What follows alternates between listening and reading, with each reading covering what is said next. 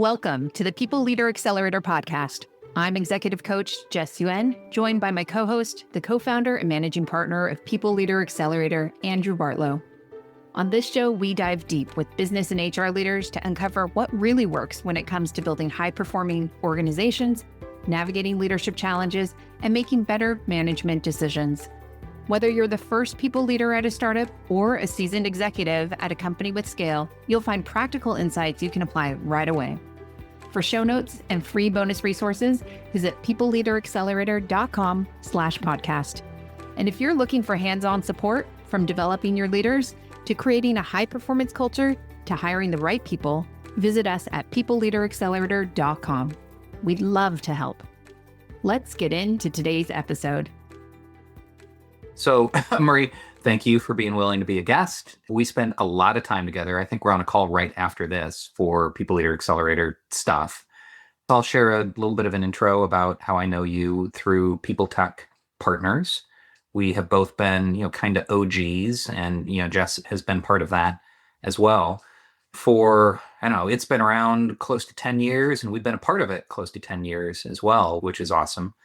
And Marie, you were part of our very first People Leader Accelerator cohort 5 years ago, and were the class star, no offense intended to anyone else. You just really stood out. And we had a one-on-one mentoring engagement going on, I think before that, and then continuing after it. And I just got to know you really well. And as we thought about who would be great to be part of faculty, core faculty for PLA, it was a no-brainer to invite you to be part of it. And thank you for being willing to consider that. And right now, I think you're my closest partner with PLA, without a doubt. And I'm so appreciative for that, and so appreciative for you, sharing your home and your family and your professional endeavors with me. And, it's just such a pleasure to talk with you in this way as well, and in a way that some other people can maybe get a window into the world that is Marie. For the listeners that may not know you, would you mind sharing a little bit more about yourself? And maybe Jess and I can pepper in some things. If you don't cover them all, we'll include a couple of nuggets. All right. I'm going to say I like it. Thanks for having me. I mean, as you say, again, you and I spend a lot of time together collaborating and working on various different projects. And incredibly excited to have Jess as your interlocutor here, because I have for so long respected Jess very much and just watched the way that she, navigates her own career and how she helps others, both people in people seats and other leaders. So Jess, always a pleasure to hang out with you. Likewise, Marie. And I remember even back when you were at Figma, we had a few times talking about the trickiness and the edge cases that were happening at that time. And so over the years, it's been fantastic just to be able to, I think, watch both of us grow in our careers as well. And I think you're being nice about those calls, because I think those calls started with Jess, help. But, little shared moments of, wow, here we are on precipice. But let me share a little bit about my background. I always talk about my career as being very much a jungle gym instead of a ladder. I was not, I think, aware of any kind of linear path while I was working through different career steps. I started my career really in journalism, in food magazines, and then, from a kind of twisty path that involved a graduate degree in medieval history, I ended up in ed tech. I'm from the Bay Area originally, although I had gone to college on the East Coast and spent a bunch of time there after graduating. But here in ed tech, really trying to marry those kind of editorial impulses with how does that actually get expressed in a world of technology, and kind of sidestepped into a people role. The company I was at, went through a bunch of business changes, and I realized that actually what I loved doing was making teams more effective, thinking about being a leader for the company as a whole. And so it was really very lucky that I had a CEO who essentially took a chance on me, not having formal HR training, but the kind of opportunity to build out a people function at a company and, really undergo that steep learning curve of the nuts and bolts of HR. I'd been an executive, and so understanding the business that we were in, not just sort of zeroing down. So that was a very sort of, someone took a chance on me in that, and I was able to kind of make my swing into the people world. And from there, I've just realized retrospectively that I've been doing people work for the entire time, no matter what my job was. And we can talk more about sort of the different ways that got expressed. But today I work now as an executive coach and consultant for myself with leaders in companies who are really kind of on the cusp of transitions and shifts, as I'm sure you can relate with your clients as well. And I co-direct PLA with Andrew and our colleagues, Carmela and Brad. You are so humble, and there are some fun nuggets that I'm going to drop for the audience as well. Like, weren't you the editor of a spicy foods magazine? Confirm. I was, in fact, the editor-in-chief of a magazine called Chili Pepper, The Zesty Life. Oh, no. No. So Was that part of the title, The Zesty Life? Absolutely. That was the sort of thinking about spicy food. You really have the upscale and the downscale, right? You've got the like sort of the Super Bowl, like chili, and like the 7-layer dip. And then you've got the chefs using, Serrano foam on the fancy things. So you can really, it's a whole culinary and cultural journey, spicy food. Another data point, you are maybe the most accomplished polymath that I have come across. That's my $5 word. You used something, interlocutor. I know what it means, but I probably mispronounced it now. I'd love to make fun of you for your $5 words during PLA. Evidence of your polymathness is that you are also a concert performing musician in a unusual instrument, and met your husband at band camp. Is that right? Confirm, concur. Yes, lots of confirming. I have been a lifelong musician. And again, if we talk about sort of my path not being linear, but having had elements all along, I think being a musician is an incredible training ground for leadership, for communication, for all sorts of stuff that, I use daily and I coach daily with other people. And so having been a musician since I was a kid, I come from a family of musicians, but ultimately, yes, I do play an instrument called the viola da gamba, which is an early string. Again, very, very chamber music oriented. And I did, in fact, meet my husband at gamba camp. Love it. There can't be that many people that have had those experiences. Right. I think that's true. No, but you're absolutely right on how many lessons come out of music. Marie and I have sort of like a moment of like, oh, I play violin and you play viola da gamba, and kind of talking about that at some point in our decade-long friendship. There's a book by Ben Zander, who was a conductor of a famous symphony, and it's called The Art of Possibility. So if anybody wants to read more about how being a musician and being a leader overlap quite a bit, his book is excellent. And he wrote it. Do you still play, Jess? Violin? I do. I am attempting to teach my daughter how to play the violin, but I learned on something called the Suzuki method, which is very much listening oriented, but requires practicing every single day, which most 8-year-olds are not super excited to do. So yeah, but I still play, and I actually was in symphony all throughout my university years, and then ended up joining community theater afterwards, which was really fun because you can be in the orchestra pit, listen to a show at the same time as getting to play some awesome music. Oh, wow. I'm not nearly as musical. I played like trumpet, cornet, baritone in the middle school band, and dropped out when I was trying to be cool. Didn't realize actually the way to be cool is to continue with it like the two of you did.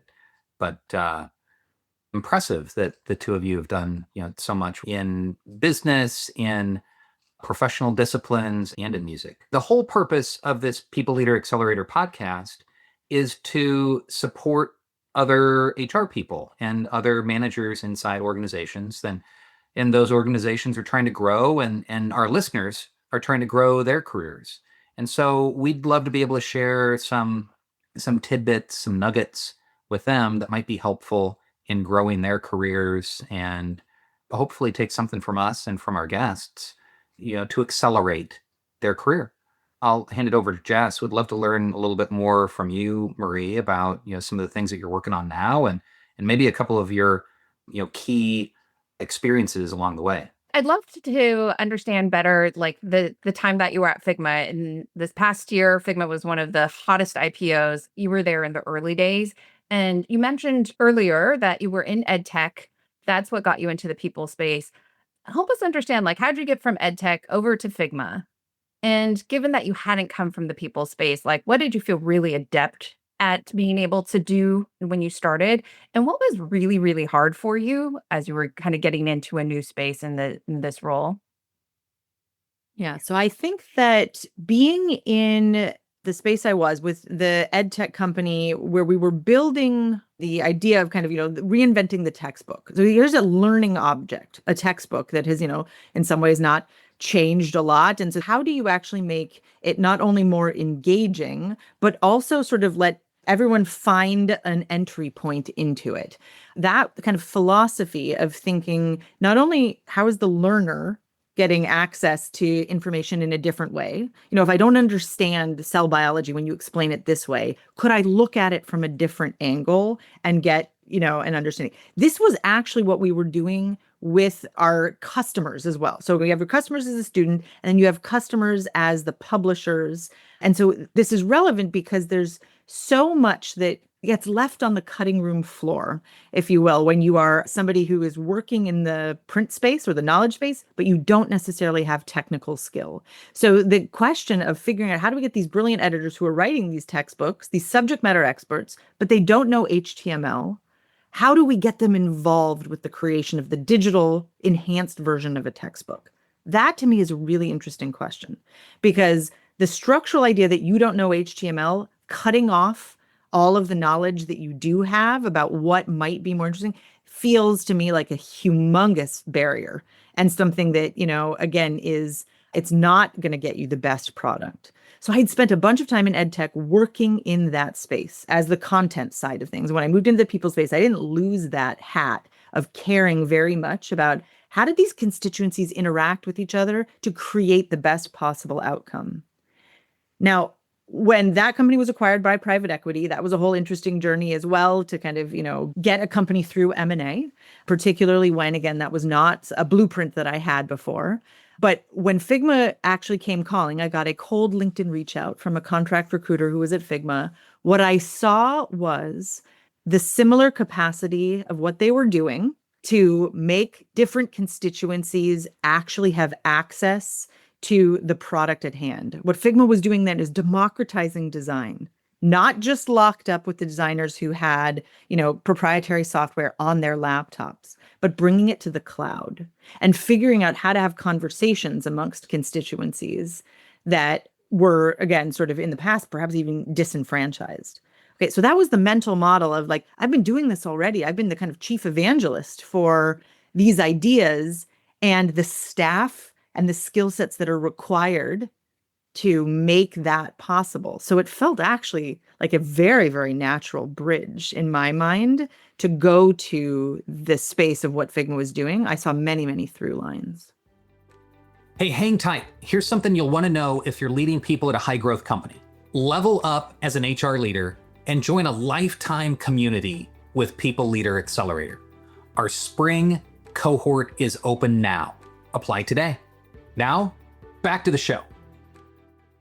That's amazing, though, that it was a LinkedIn cold reach out, because how often is that happening that it turns into Oh, and I wrote back and I said, yes, I'm interested. Didn't hear back and had to follow up a week later. No, I actually am interested. Let's talk. Yeah. See, there's the tenacity that oftentimes when people are like, they ghosted me, they didn't write back to me. It's like, just write again. Thank goodness you did. But what was Figma like? What stage, size? What was it like when you were joining? So I joined and I was number 48 or so. Figma had actually been around for about 6 years. It was not a brand new company, but it had been around and it had been very small. And it had been very iterative, working on an idea that when it started was really anathema to the design community. And so the kind of question of, even though the company was not brand new, I joined at the point where there were really sort of some things that were starting to work. They had done such incredible iteration over time, really listening to the community. That's always been a hallmark of what Figma has done, is like really not just sort of designed in a vacuum and then been like, blah, here you go, like very, very iterative.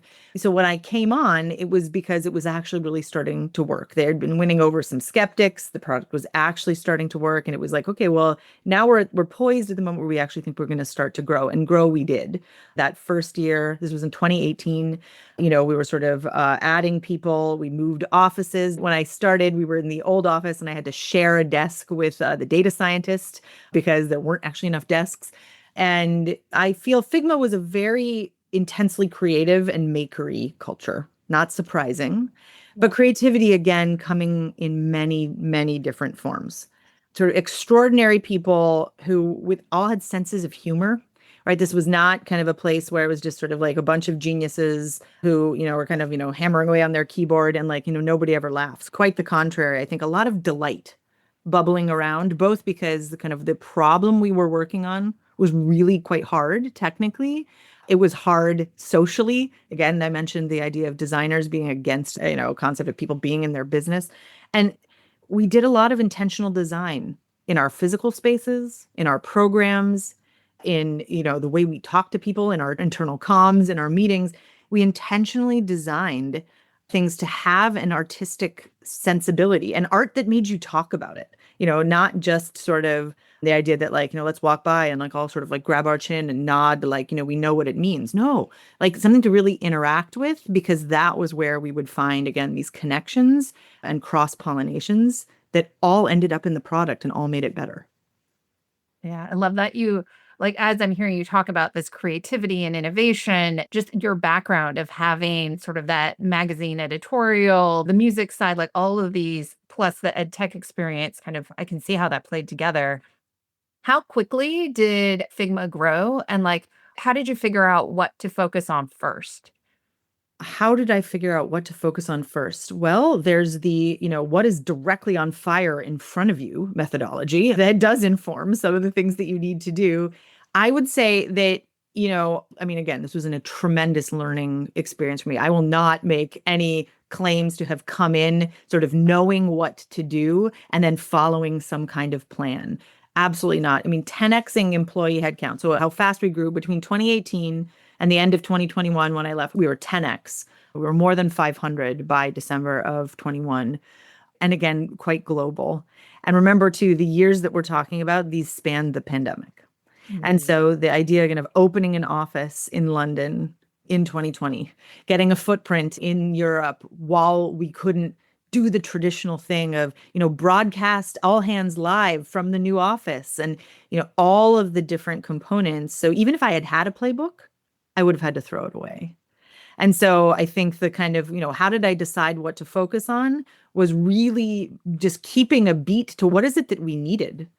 And the tricky part about hypergrowth as well, right, is that as you are building something, it is breaking. It's like crumbling at the edges because you're already outgrowing it. So it's almost this kind of race, and you have to run a race with a kind of marathon component to it, because otherwise, your surge capacity is going to be completely gone. So it's like you're running, things are crumbling, but if you panic, like you're really going to run right off a cliff.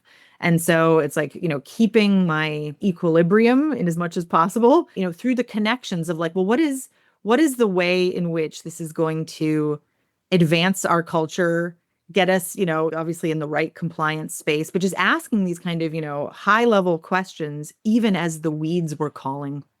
If you don't kind of come up for the top line view, I think you can tunnel like straight to your demise, down into the weeds. So talking to people, making calls, talking to people like Andrew, talking to people like you, like those were sort of waypoints. But there's also a lot of experimentation that's going on because your unique set of leaders, cultures, problems, opportunities, like really knit together to sort of point in some direction, sometimes conflicting directions about what you should focus on. Andrew, you look like you have a thought. Yeah, I have that, like, I want to ask a question face, don't I? I really want to get a little spicy. I'm hoping that you'll share something with us and with the audience, Marie, about, I think of Figma as being one of the great success stories of our generation, really, with the recent IPO and the big pop, even though the stock price is lower now than it has been. A fantastic exit, like 20 billion plus valuation.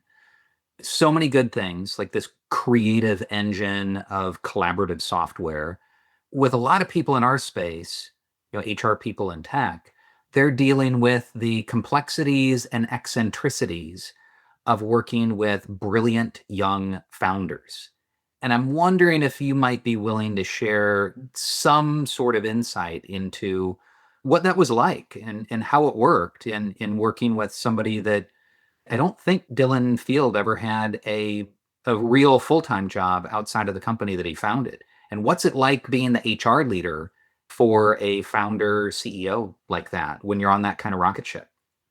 I think the question of working with brilliant, again, sort of younger founders that don't have long storied careers behind them is one where you sort of eyes wide open. You come in, you know that there are going to be moments where just the fact that there isn't pattern matching that's happening is going to be challenging and is going to mean you have a lot of education to do. And I would argue that there's also moments where not having that cruft from like, this is how we do it can be a tremendous opportunity for you to co-create with that leader the way we're going to do it here. And we ask these founders, we don't ask, we demand of these founders that they level up and evolve their capacity at this incredibly rapid pace. Every 3 months, that's probably being even generous, right? They almost have to be kind of at the next level of leadership. And, that can be supported in a number of different ways, external. I mean, again, huge fan of coaching, right? But if you think about the position that they are in with their investors, right, telling them certain things with the pressures of the market, and particularly if they have an idea that's a bit contrary, where, again, you could argue that probably a lot of the times the ideas that are contrary are the ones that are going to have the outsize exit if they work, but it requires this tremendous tenacity. And I think there's an element of like finding a founder who has that tenacity, but isn't actually an asshole. I don't know if we can swear on this podcast. Please do. That's the golden combo you want. And this doesn't mean you aren't going to argue. This does not mean you're not going to butt heads and you're going to want to tear your hair out, but at the person's core, there's a sense of humanism and like orientation towards understanding like how we are going to actually fire up people to make this happen. At least for me, that was my experience of working with Dylan, is that at his core, I understood him and experienced him to be somebody who really still, even as he was sort of suggesting some impossible things sometimes, like at his core, understood that we were going to get there through influence and people, and the people that we had in our team today, the people we were going to have on our team in the future, and our users and customers. And so, again, I think that there's a sort of eyes wide open understanding that there are going to be the kind of proverbial bees in the bonnet. Your CEO is going to have something that they care about a lot, sometimes irrationally, and you can go and like be really mad about that and expend all that emotional energy. Or you can figure out that that's a bee in the bonnet and kind of figure out how to metabolize that kind of thing so that it doesn't push you over the edge. You have too much to do, too much to accomplish, too much to, be influential about to get derailed by stuff that, again, even if it's irrational. So I think that this is what you're signing up for when you're working with founders like that. And so knowing it, understanding what your triggers are, how are you going to handle that? And again, sort of, making sure that you're at least values aligned around the idea that like people are going to be the core of your success story. What's your take, Marie? Boy, I've had conversations with a lot of, HR leaders over the past couple of years that have been through these rides with brilliant early career, early in life founders who've said, nope, not going to ride that ride again. It was like a roller coaster. It was thrilling and wild, and I'm set. Next job, I want to be with an air quote professional, mature, non-founder CEO. Do you have a perspective or any advice for the other HR leaders out there that may be thinking about like, what's the right fit for me, or do I sign up for another wild ride? What perspective could you share on that front? Archetypes of CEOs, I guess. It's not necessarily greener grass. It's just different grass, right? This idea of sort of like, grass is greener on the other side. A professional CEO is going to solve all the problems. I would be skeptical of that attitude in general in life, that you are picking a particular bundle of dysfunction to work with no matter where you go. And you have to decide, again, and I use dysfunction sort of in a playful way, right? Where you got to decide, like, what are the ones that are really non-negotiable for you? What really can you just not handle working with? And then optimize for that. And you probably see some threads and patterns for you that like, all right, generally speaking, right? People who have never had a job before and they're starting something like, I see a fair amount of ego there, or I see a fair amount of fear and insecurity that gets, expressed as command and control. That makes me crazy. I'm not going to do that.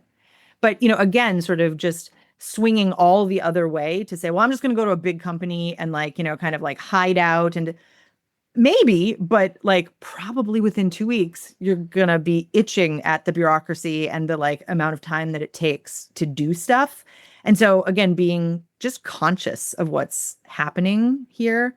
I would say this is also relevant for people who think about they want to go work for themselves. Because once you go out and you start working for yourself, you realize that it's actually not been your boss's fault all along. It's not been your job fault all along. The call is coming from inside the house. It is you. It is your work patterns. That's the most relevant thing. And I'm not saying there's not externalities and you had to work late. Yes, to all of that. But the most important part of it is actually how you have approached your work and your relationship with accountability, your anxieties about money, all of that, it's coming from you. So again, plug for coaching, because that's the place where you can actually unpack that kind of stuff. And no matter what job you're in, no matter who you work for, you're working on that. We'll talk about accelerating. That's going to get you way farther than just sort of switching jobs because you think this externality is not working. Talk about a huge gem of wisdom right there of how much is we often are in these roles and thinking, oh, all of these forces that I can't control are causing this. And when you go out on your own, realizing oh, what part have I been playing in this all along? And now it's totally in my control because it's my own business. And what do I do about that? I'd love to dive further into that transition. And thank you for sharing so much about how to think about who to work with. What's the right partner for a CEO? After you went through your incredible Figma experience, walk us through what came next and how did you decide or trade off what those options were and how you decided what you eventually went to? I have, despite being around entrepreneurial people for my entire career, back in the food magazines, again, same deal. Entrepreneurial people have been certainly a hallmark across my experiences. So despite that, I never had for myself the idea of, oh, I want to do that. And there's probably some unpacking about, imposter syndrome and fear, but largely it was around the idea that I am a team person. I love building teams. I love working with teams. I love creating something together. The idea of being out and sort of hanging my shingle on my own was not just not appealing, I would say actively not something that I wanted to do. And so when I did my executive coaching certification, I did it absolutely not with the idea that this would become my profession. But I was like, oh, whatever I do, this is going to be useful because it's a tool for me to understand myself better. Again, we joke, I have all of the DNA components to be the person who gives you the answer. I am the oldest of 3. I am bossy. I have been in roles often where I just was vaulted to I'm the head of this. And so therefore I better look like I know what I'm doing. And so that advicey kind of get shit done part of myself, I like that part. I don't want to rid myself of it, but I wanted to expand my range. I wanted to also have other parts of myself that really, really could sit in the kind of coaching space of, I don't actually have the answer for you. What I can create instead is the place for a dialogue for the answer to emerge. I wanted, again, to expand my range. So that idea of doing, in a certification to get there that was my mindset.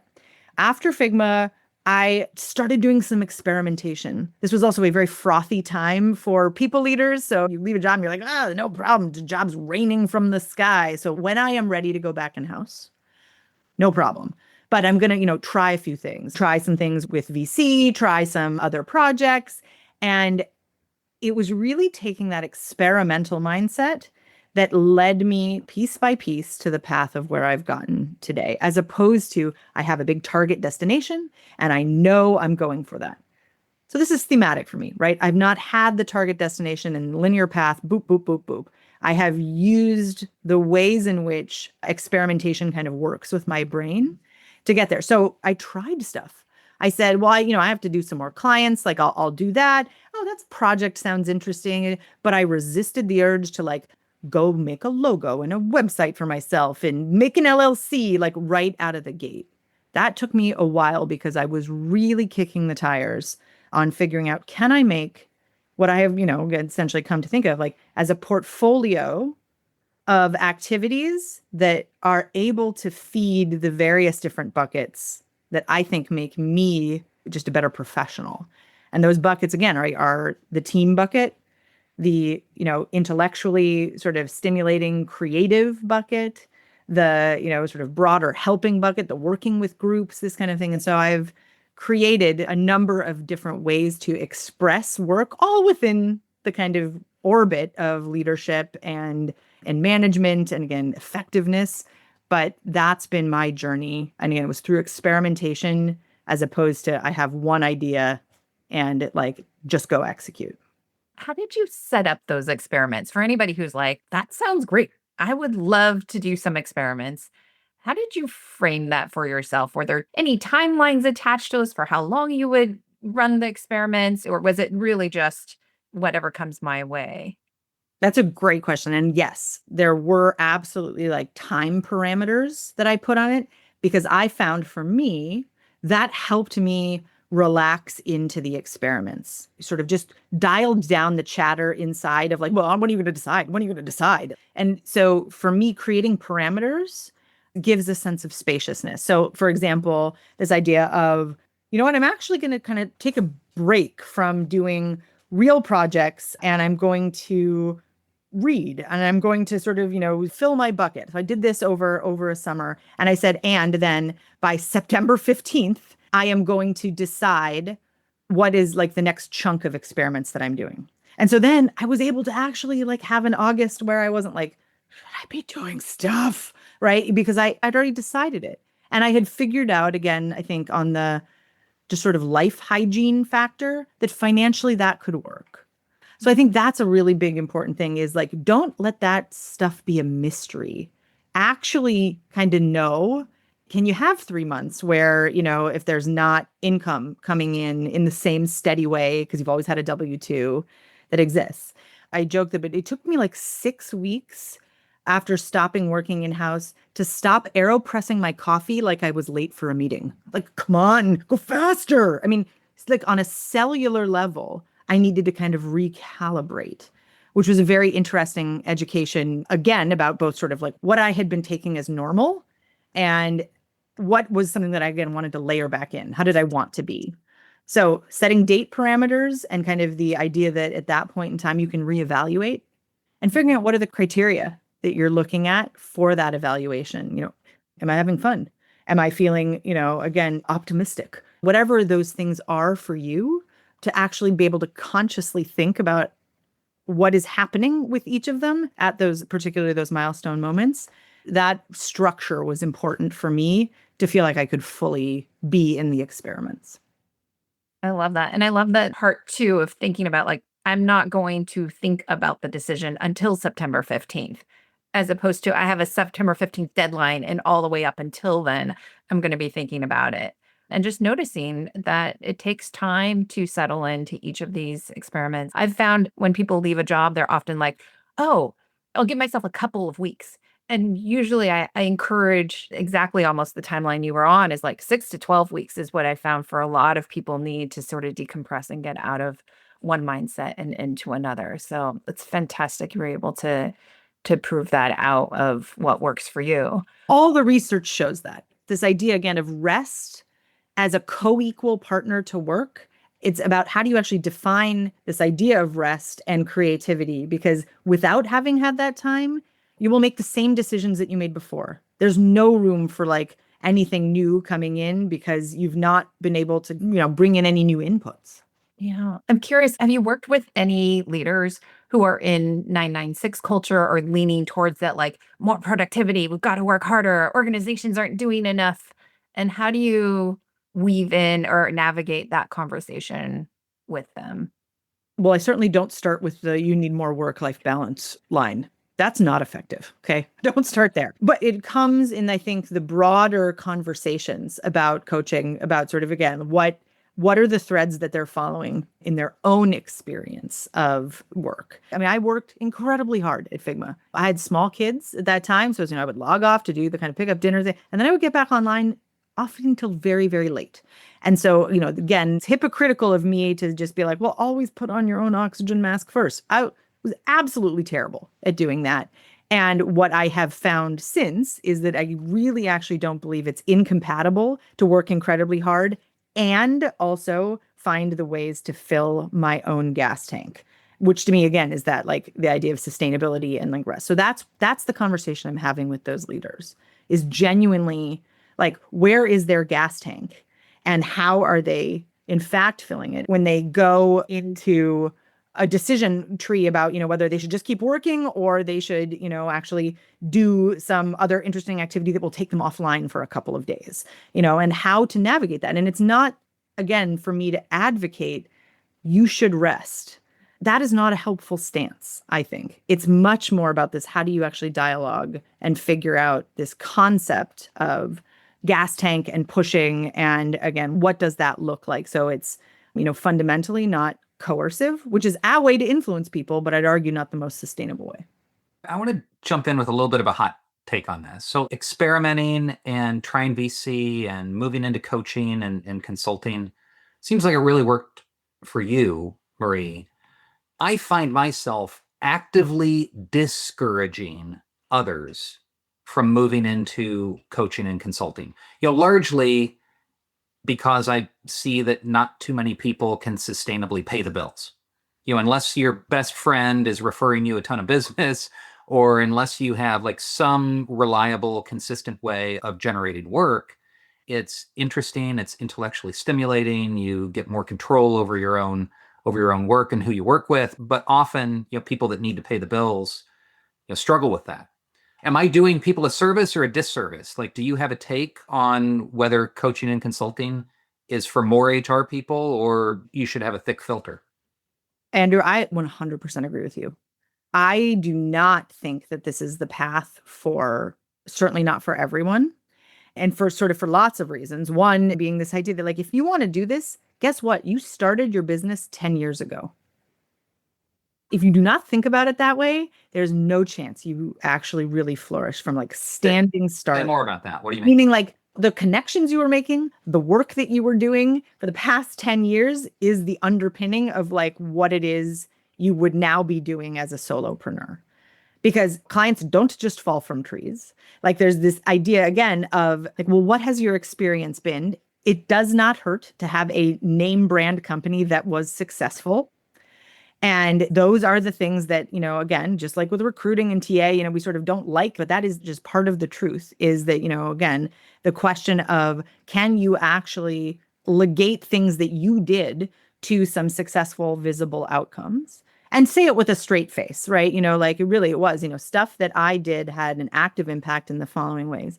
But more than anything, also, it's the people that you have worked with, that you have been connecting with, because coaching and consulting as a business is all about the networks that you have available to you. I mean, I will say the same thing too, even, when people are thinking about looking for jobs, right? Is that people forget that the idea of networking is one that is a constant through line, not just when you need a job. And in fact, if you're doing it that way, it's likely to be the kind of negative example we have about networking where it feels smarmy. It feels like people are always asking me for things. What if you were doing that and that is just part of your job for the rest of your life? And you can think about it however you need to, hey, I'm being generous. Hey, I'm, figuring out how to connect other people. That, again, networking doesn't always have to be a take. Absolutely. So helpful just to hear how you're thinking about that. And I think it is a tough time to be starting a business for a myriad of reasons, including that there have been a number of folks who've gone and started. And I think thinking about the financial aspect that you mentioned of like, you have to see the whole picture and holistically and how comfortable are you? I think for anybody who's their own business owner, I myself have had a lot of conversations internally around like, what is my relationship with money and why am I so nervous right now? I think that comes up a lot. So thank you for highlighting that piece of it, because I think that's a reality. And Andrew, you are doing a service to people to think hard about it as they're getting into it. So they go in eyes wide open. If that's what they want, I think we're not saying don't do it, the world's always in use of people who are really amazing at the work, but really to go in eyes wide open of what the trade-offs are and what are some of the challenges that come up, frankly, as part of it. And how long it will take potentially, right? So just to be realistic about the like on ramp and sort of just like try it for 3 months and be like, oh, it didn't work, I quit. Like that also, that's a failed setup of experimental conditions, I think. Yes, I think that reality too of just how long it takes sometimes for the seed planting to cultivate.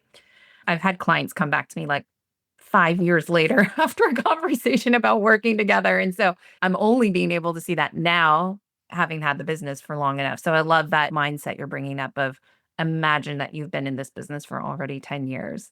Marie, we've been learning so much from you. We have a final few questions that we do as part of our conversations that we call the accelerator round, very apropos. And so I would love to start with our first question, which is, where do you learn from? I feel like every time I talk to you, there's a different book or a different resource that you're excited about. Where do you learn from right now? And is there one particular resource you're excited about these days?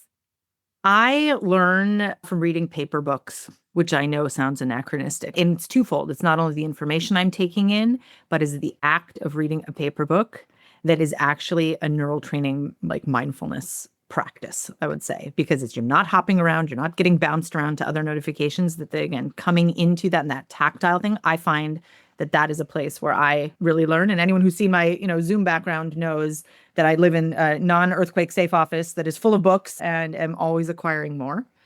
Generally, I find the internet kind of overwhelming and Substack, but I have ones that I subscribe to.